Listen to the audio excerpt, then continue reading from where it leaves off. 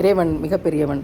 எப்போதுமே படிக்கிற பலகைகளும் படிக்கிற கூடங்களும் உன்னதமானவை, மகத்துவமானவை. ஒரு அழகான குர்ஆன் வசனம், ஒருவன் வழிகேட்டினால் மையத்தாக இருந்து பிறகு நேர்வழி பெறுவதன் மூலம் அவனை நாம் ஹயாத்தாக்கி அவனுக்கு ஈமான் எனும் பேரொழியை உண்டாக்கி அதன் மூலம் மனிதர்கள் மத்தியில் உயிரோட்டம் உள்ளவனாக நடமாடுபவன் குஃபுர் எனும் இருள்களில் சிக்கியிருந்து அவற்றை விட்டும் வெளியேற முடியாமல் இருக்கிறவனை போன்றவன் ஆவானா அப்படின்னு கேட்டாங்க. என்னன்னா, 2 பேர் இங்கே ஒப்பிட்டு குர்ஆன் பேசுது. அத்தியாயம் 6 வசனம் 123.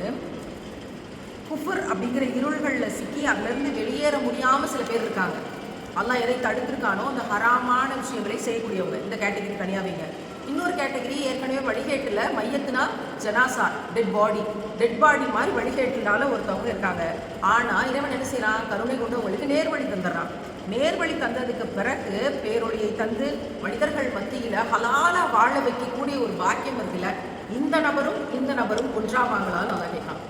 எல்லாருமே பலவீனமானவர்கள் தான். ஆனால் இறைவன் நம்மள நேர்வழி கொடுத்து உங்களை மற்றவங்களுக்கு அழகிய முன்மாதிரியாக முடிவு பண்ணிட்டா அதோட விஷயங்களை வார்த்தைகளால் எக்ஸ்பிளைன் பண்ணிட முடியாது. அது மிகப்பெரிய பாக்கியம். அல்ஹம்துலில்லாஹ். அதில் நிறைய நடிச்சிருக்கிறோம்.